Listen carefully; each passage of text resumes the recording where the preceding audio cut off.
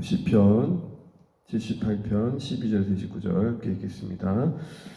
제가 먼저 12절 읽습니다. 옛적에 하나님이 애굽 땅 소환들에서 기이한 일을 그들의 조상들의 목전에서 행하셨을 때 그가 바다를 갈라 물을 무더기 같이 서게 하시고 그들을 지나가게 하셨으며 낮에는 구름으로 밤에는 불빛으로 인도하셨으며 광야에서 반석을 쪼개시고 매우 깊은 곳에서 나오는 물처럼 흡족하게 마시게 하셨으며 또 바위에서 시내를 내사 물이 강같이 흐르게 하셨으나 그들은 계속해서 하나님께 범죄하여 메마른 땅에서 지존자를 배반하였도다.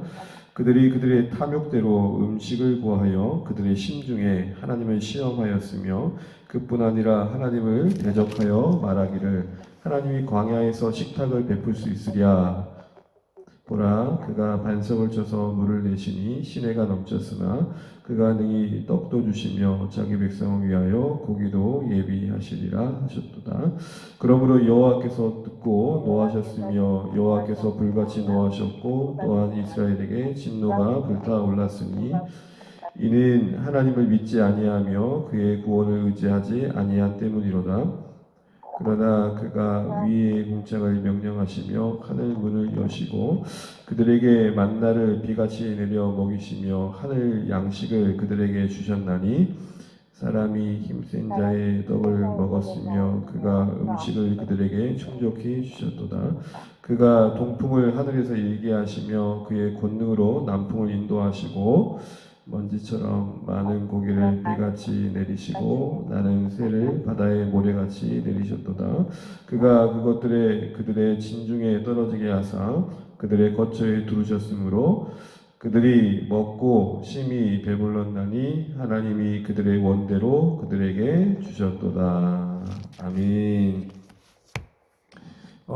안녕하세요. 네, 반갑습니다. 혹시 제 목소리가 울리거나 그러십니까? 괜찮으신가요? 듣기 불편하지 않으세요? 네. 잘 들리시고 괜찮으세요? 잘 들리세요? 예. 감사합니다. 오늘 78편은 이제 12절부터 사실은 긴 내용이 이제 역사가 되짚어지고 있는데 55절까지가 광야의 여정, 출애굽 광야의 여정을 지나 가나안 땅까지 인도하시는 하나님의 역사가 언급되어 있습니다. 그리고 그 역사의 이야기에 계속 거듭되는 내용은 이스라엘 백성이 얼마나 하나님 앞에서 그 중심이 충성되지 못하였는지 그것이 불평과 또 불만과 원망으로 표현되어 있는 것들을 보게 되는데요. 오늘 이제 29절까지 광야의 한 여정까지 이야기를 살펴보고 오늘 저녁에 나머지 얘기를 좀 살펴보면서 내용을 이어가도록 하겠습니다. 먼저 이제 12절부터 16절까지를 보게 되면은 홍해를 지나서 광야의 여정 중에 있었던 일들이 이야기됩니다. 일단 12절부터 16절까지 읽게 되면은 사실은 그들이 기이한 은혜를 경험하고 있는 걸 보게 됩니다. 여러분 12절 보시게 되면 옛적에 하나님이 애굽 땅 소환들에서 기이한 일을 그들의 조상들의 목전에서 행하셨을 때라고 합니다. 여기서 여러분 기이한 일이라는 것은 하나님이 하지 않으시면 일어날 수 없는 일들이었다라는 것입니다. 우리도 지난 일들을 쭉 돌아보다 보면은 진짜 이건 하나님이 하셨어 라는 것들이 있잖아요. 물론 우리가 여러 가지 환경과 상황들, 우리의 애씀들이 물론 함께 하는 거지만 이건 정말로 부인할 수 없이 하나님이 하셨어 라는 것들을 우리가 고백할 때가 있습니다. 바로 이스라엘 백성들이 그런 일들을 경험했다는 것이죠. 보시면 어떤 일이 나옵니까? 13절에 바다를 가르시죠. 너무 잘 알고 있는 홍해의 사건이 나옵니다. 그리고 그 이에도 눈에 떡하니 보이는 구름 기둥과 불 기둥으로 낮 밤을 동행해 주십니다. 15절을 보게 되면은 광야에서 목마르다 할 때에 전혀 물이 나올지 않은 것 같아서 반석을 쪼개시고 매우 깊은 곳에서 나오는 물처럼 흡족하게 마시게 하셨다는 것입니다. 요즘식으로 말하면은 저 지하 강석에서 흘러오는 맥방석 물 같은 거죠. 아주 그냥 수질 좋은 물이 나왔다는 거예요. 여기서 우리는 참 하나님이 우리를 향한 은혜 베푸심에 그 내용의 다름을 보게 돼요. 반석이라는 건 전혀 물을 기대할 수 없는 곳이잖아요. 근데 거기서 나온 물이라는 것이 무언가 맛도 이상한 게 아니라 정말 그들을 흡족하게 할 만큼 되게 좋은 물이었다는 것이죠. 우리도 살아가다 보면 오늘 하루 삶 속에서 반석과 같은 걸 볼 때가 있습니다. 여기서 뭔 선한 것이 나오겠노. 우리의 삶의 일부분들이 그렇게 비춰질 때가 있습니다. 그러나 여러분, 어디든 하나님께서 쪼개시면 은혜를 받을 수 있다. 하나님께서 거기서 쪼개시고 깊은 곳에서 길러주시는 은혜가 있다라는 것이죠. 그러니까 결국 우리 마음이 물론 환경과 상황에 영향을 받지 않을 수 없지만 은혜를 받고자 하는 마음, 하나님께서 흡족히 채워주시는 은혜를 얻고자 하는 마음이 중요함을 보게 됩니다. 어쨌든 16절에도 보게 되면 계속해서 바위에서 시내를 내서 물이 강같이 흐르게 하셨다 그럽니다. 수백만 명이 넘는 이스라엘 백성을 먹이시기에 부족함이 없는 물을 주셨다는 것이죠. 여러분 딱 12절부터 16절까지 보게 되면은 애굽에서 나오는 그 모든 여정, 광야 여정까지 하나님은 하나님이어 주셨습니다. 그러니까 어느 때도 하나님은 자신이 하나님 되어주지 않으신 적이 분명 없었습니다. 근데 그럼에도 불구하고 이스라엘 백성이 보이는 반응도 17절 읽겠습니다. 17절 시작. 그들은 계속해서 하나님께 범죄하여 메마른 땅에서 지존자를 배반하였도다. 아멘. 우리 소위 배은망덕이라는 거죠. 은혜를 기억하고 뭔가 그것을 갚고 그 은혜에 합당한 태도를 보이기보다는 그 은혜에 반하는 행동을 보였다는 겁니다. 그 이유가 뭘까요? 18절에 나왔습니다. 18절에 뭐가 되겠습니까? 그들이 그들의 뭐대로? 탐욕대로. 그러니까 여전히 쉽게 말하면은 하나님의 은혜 아래 있지만 중심은 여전히 자기 중심이라는 거죠. 우리가 하나님의 은혜를 받고 있는 하루하루를 살면서도 우리 삶 가운데서도 이 이스라엘 백성들처럼 내 중심의 탐욕, 내 욕심이 포기되어지지 않으면 오늘 이와 같은 일들이 우리 가운데도 경험될 수 있다는 겁니다. 그런데 그들의 탐욕이 어디까지 가는 걸 보십시오. 뭔가 음식을 구합니다. 여러분 음식을 구하는 게 잘못된 거 아니잖아요. 우리 필요를 구하는 거 잘못된 거 아니잖아요. 기도 가운데 우리의 필요를 간구하는 거 잘못된 거 아닙니다. 근데 문제는 뭐냐면 그 동기와 내용이 하나님을 시험하는 거였다는 거죠. 18절을 보시게 되면 하나님을 뭐 했다 그러죠? 시험. 이게 중요해요. 하나님을 시험했다는 거예요. 이 하나님을 시험했다는 말이 무슨 말일까요? 앞에서 하나님께서 베풀어 주신 은혜는 아랑곳하지 않고 여태까지 하나님 은혜로 왔음에도 불구하고 지금도 무언가 그 하나님의 은혜를 확인하려고 했다는 것이죠. 우리 연인들끼리 그런 거 있잖아요. 밀당이 하나 있겠지만 야, 너 나 사랑하면 증거를 보여줘봐. 그래서 해주라는 거 다 해줬어요. 근데 또 뭐라고 얘기하죠? 야, 너 정말 날 사랑하네? 그럼 또 이거 보여줘봐. 뭔가 비유를 맞추듯 그 당사자에게 무언가를 계속해서 해주길 바라는 마음이 연인들 사이에서 있을 때가 있죠. 뭘 해주는 걸 통해서 그 사랑을 확인받으려고 하는 거예요. 여러분 이 새벽에 이거 하나는 분명히 기억하시면 좋겠습니다. 우리 하나님은 확인의 대상이 아니라 신뢰와 확신의 대상이다. 이때까지 우리가 받은 바 은혜로도 충분하지 않냐는 것이죠. 어찌 보면 애굽에 평생 갇혀 있을 그들이 거기서 나온 것만으로도 충분하지 않냐는 것이죠. 여러분 크게 보면 우리가 하나님 나라를 약속받고 있고 그곳을 가고 있는데 여러분 그것만으로 충분하지 않냐는 것이죠. 그런데도 불구하고 하늘 아래 우리의 인생이 그 탐심을 포기하지 못한 채 하나님을 시험하듯 대할 때가 있다는 겁니다. 이들이 시험했다는 하나님의 내용 무엇입니까? 19절, 20절을 읽겠습니다. 그들이 하나님을 시험하면서 요구했던 게 무엇인지 함께 읽겠습니다. 시작. 그뿐 아니라 하나님을 대적하여 말하기를 하나님이 광야에서 식탁을 베풀 수 있으랴.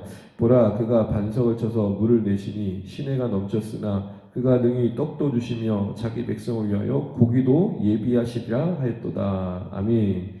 하나님께서 이 광야, 이 메마른 땅에서 먹을 것을 주실 수 있겠어? 그러면서 이렇게 얘기합니다. 이게 자기들도 알고 있는 거예요. 반석을 쳐서 물을 내시는 하나님. 이거 진짜 기적이잖아요. 그러면은 정상적인 반응은 반석을 쳐서 물을 내시는 하나님, 오늘 우리의 피로도 채워지고서 우리가 믿습니다. 이래야 되는 거잖아요. 근데 뭐라고 얘기해요? 그때 그렇게 시내가 넘쳤는데 에이 떡은 해줄 수 있겠어? 에이 고기는 뭔가 좀 비아냥거리듯이 하나님을 향한 태도를 보이고 있는 이스라엘의 모습을 아삽은 지금 상기시켜주고 있습니다. 여러분 여기서 우리는 이 하나님을 시험하는 이 이스라엘 모습을 보면서 우리의 중심을 다시 한번 돌아보게 됩니다. 우리도 하나님을 우리의 어떤 중심 안에서 우리가 원하고 바라는 자리에서 자꾸 확인하려고 하는 모습은 없었는지, 그러면서 갖는다는 생각들이 충분히 하나님의 은혜를 분명 이전 날에 경험해서 여기까지 왔음에도 불구하고 여전히 하나님은 뭔가 나를 향해서 부족한 듯, 하나님은 뭔가 나를 향해서 충분하게 무언가를 주시지 않는 분이신 것처럼 마치 밀당하듯 우리 하나님과의 관계를 스스로 만들고 있지 않는지를 돌아보면 좋겠습니다. 이런 이스라엘 향하신 하나님의 모습이 무엇입니까? 노하시고 진노하십니다. 우리 21절 읽겠습니다. 21절입니다. 시작. 그러므로 여호와께서 듣고 노하셨으며 야곱에게 불같이 노하셨고 또한 이스라엘에게 진노가 불타 올랐으니 22절까지요. 이는 하나님을 믿지 아니하며 그의 구원을 의지하지 아니한 때문이로다. 아멘. 결국은 태도가 문제였던 거죠. 광야라는 환경의 결핍의 문제 이전에 태도의 문제였던 것입니다. 그들이 음식이 부족해서 괴로움을 겪기 이전에 이미 믿음이 부족해서 당하게 되는 어려움들이었다는 것입니다. 그런데 놀라운 것은 그렇게 하나님께서 진노하셔서 그들의 시험하는 태도를 하나님께서 분명히 징계하셨지만 그걸로 끝내지 않고 그들의 필요를 채워주십니다. 우리 23절 읽고 마무리해 보겠습니다. 23절입니다. 시작. 그러나 그가 위의 궁창을 명령하시며 하늘문을 여시고 29절 그들이 먹고 심히 배불렀나니 하나님이 그들의 원대로 그들에게 주셨도다. 아멘. 사랑하는 성도 여러분, 오늘 하나님께서는 원망하듯 시험하듯 뭔가 하나님을 확인하려 하는 그들의 마음을 아시면서도 필요한 음식을, 필요한 만나와 고기를 주십니다. 심지어는 29절에 보게 되면 심히 배불리 먹고도 남을 만큼의 양을 주셨다라고 하고 있습니다. 여러분, 저는 23절 말씀이 많이 은혜가 됐습니다. 그러나 하늘문을 여시고, 하나님이 열지 않으시면 열릴 수 없는 그 하늘문이 그 시험하는, 하나님을 시험하고 때로는 원망하고 탐심을 여전히 품고 있는 그들 위에 부어주십니다. 만약 여러분 이스라엘 백성이 하나님을 확인하려는 자세를 갖는 것처럼 하나님께서 끊임없이 우리를 추궁하듯 확인하려고 했다고 생각해 보세요. 우리 이러잖아요. 하나님 저 주님 사랑해요. 근데 그런 고백을 하는 우리 마음에도 여전히 남아있는 이기심과 여전히 우리 안에 있는 욕망이 있잖아요. 근데 하나님 우리에게 이렇게 얘기한다고 생각해 보세요. 야, 너 그거 구라잖아. 너 진짜야? 너 정말 나 사랑해? 이런 식으로 하나님께서 우리를 대하신다고 생각해 보세요. 우리 세상 말로 그런 말 하죠. 알고도 속는다. 저는 여기서 우리 하나님의 크심을 우리 모두가 보았으면 좋겠습니다.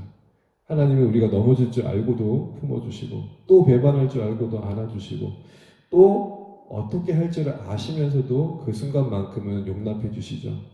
우리 이 하나님의 끝없는 은혜 베푸심이, 조건 없는 사랑하심이 우리에게 다시 한번 묵상된 이 새벽 되면 좋겠습니다. 하나님의 사랑을 이렇게 조건 없이 우리에게 베풀어 주시는데, 우리의 필요를 채워주시고 은혜를 주시는데 우리 끝없이 조건을 달면서 그 하나님과의 순종을 거래하고 있지 않는지, 하나님 이렇게 해주시면 제가 이렇게 할게요. 또 우주의 먼지마도 못한 우리의 인생이 지존자이신 하나님을 감히 앞에 두고 하나님 나 사랑하신 거 맞나요? 라고 이야기하고 있는 것 자체가 너무 우리가 받은 바 은혜를 가볍게 여기고 있지 않은가 생각해 보게 됩니다. 이 새벽에 다시 한번 이 이스라엘의 한 역사의 한 일부분이지만, 우리가 너무 익히 알고 있는 부분이지만 다시 한번 우리 이거 하나 점검하며 오늘 이 새벽을 시작하면 좋겠습니다. 나도 끝없이 하나님을 확인하려고 하지 않았는가? 우리 하나님 확인의 대상이 아니라 확신의 대상입니다. 이미 우리 사랑하신다는 증거 충분히 보여주셨고 그 사랑을 따라 우리의 인생의 하루를 인도해 주십니다. 오늘 이 하나님 깊이 묵상하시면서 오늘 한날 하나님과 더 깊이 동행하시는 하루 되셨으면 좋겠고, 그럼에도 불구하고 우리의 인생 위에 은혜를 베푸신 하나님을 더 의지하시면서 오늘도 살아가시기를 주의 이름으로 축복합니다. 찬양하겠습니다. 찬송가 290장 앞에 찬양에서 찬양 드리겠습니다.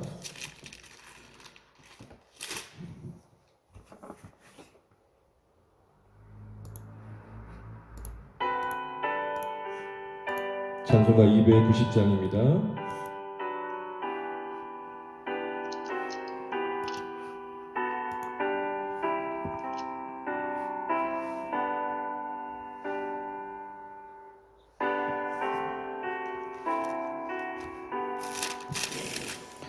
우리는 주님을 해마다 내 주 예수 여전히 날 부르사 그 참되신 사랑을 베푸시나 내 영제여 주님을 곧따르라 주 널 위해 비네 주 널 위해 비네 주 널 위해 비네 항상 이시네 주께서 풍성한 은혜를 내려 내 영원히 나날이 복받으니 주 예수를 너희도 구주로 섬겨 곧 따르면 풍성한 복 받겠네 주 널 위해 비네 주 널 위해 비네 주 널 위해 비네 항상 이시네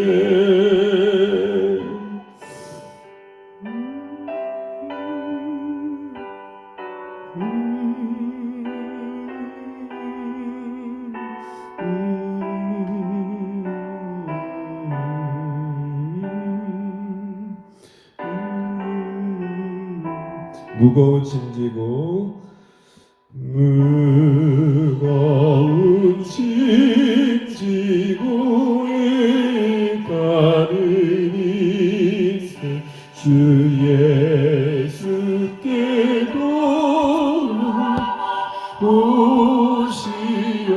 오시어라 주 예수 너희를 돌보실 때 참목낙과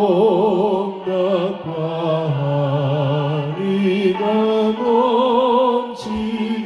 넘치겠네 주 널 위해 비네 주 널 위해 비네 주 널 위해 비네 항상 이시네 아멘.